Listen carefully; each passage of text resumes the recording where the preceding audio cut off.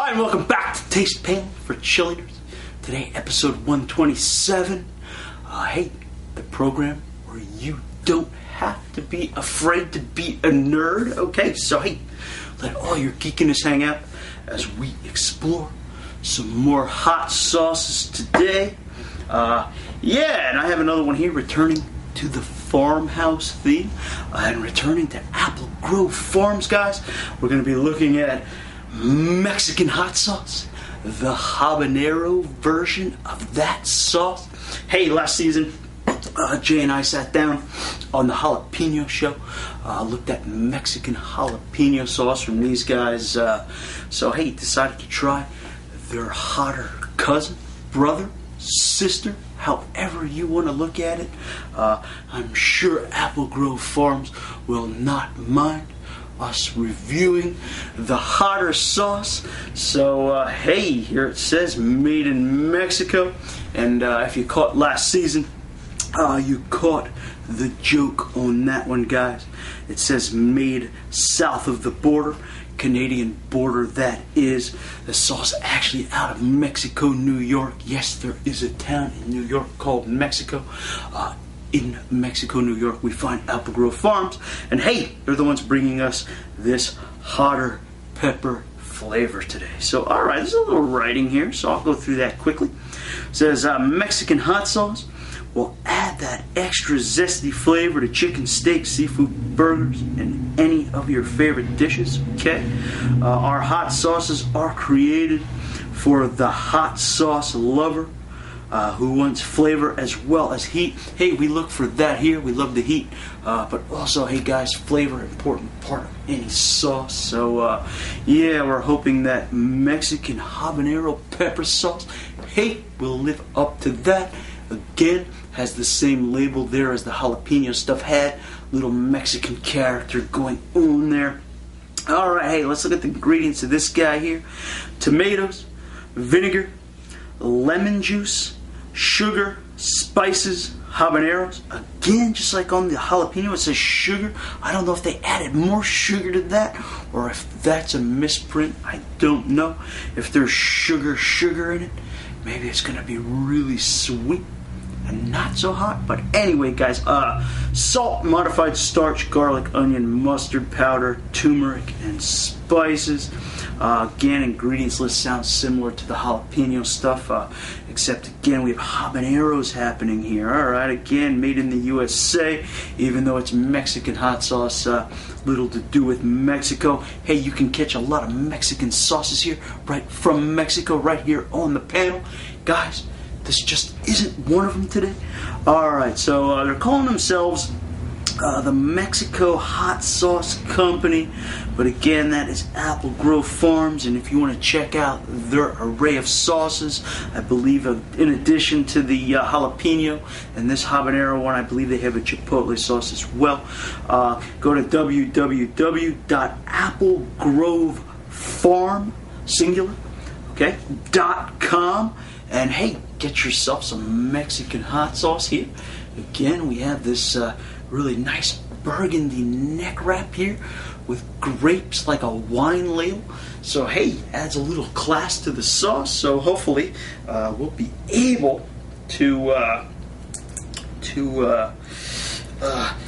have that appear in the flavor as well, guys. Here, you know what I'm thinking here? Sorry about that. I did forget to bring my knife today. So hey, if I can pull this off, wonderful. If not, we're just going to have to deal with how it is here, and I'll just be taking the cap off, and you won't be able to see the sauce in the neck label, which looks like it might be the case, because guys, there are no perforations going down here, and hey, I must be getting older and more senile to be forgetting my knife. But hey, anyway guys, hey, the bottle's pretty evident here. You can see what's happening, kind of like a brownish tan color, and yeah, boy, that just kind of makes me angry. But we're not going to have a display of anger here on the panel. So what I'm going to do is I'm going to drop the subject, pick up the trusty spoon and get on with tasting this habanero sauce. All right. Okay, guys, you can see through there, looking kind of on the thick side, looking kind of on the brown side. Not particularly an attractive color going on with this guy. So, all right, hey, now that I shook it up, you see a little bit of that creamy sheen going on there. And almost kind of looking like, yeah, kind of like milk chocolate pouring out of there. So, yeah, hey, with that sugar going on, and the looks of this, man, oh man, this looks like something that would be coming out of the Hershey factory. So, guys, take a look at that. Aroma coming off this guy. Kind of has a little bit of a almost rye bread type of smell. Imagine that happening. Kind of bready in the nose. Kind of smells a little like the rye bread with the caraway seeds in there. Maybe a little bit of that mustard coming through. And maybe even a little, wow, yeah, just kind of really pretty smelling. So, hey, go figure. Habanero seem to be far and in between here. But anyway, guys, all right, Mexican habanero. Here we go.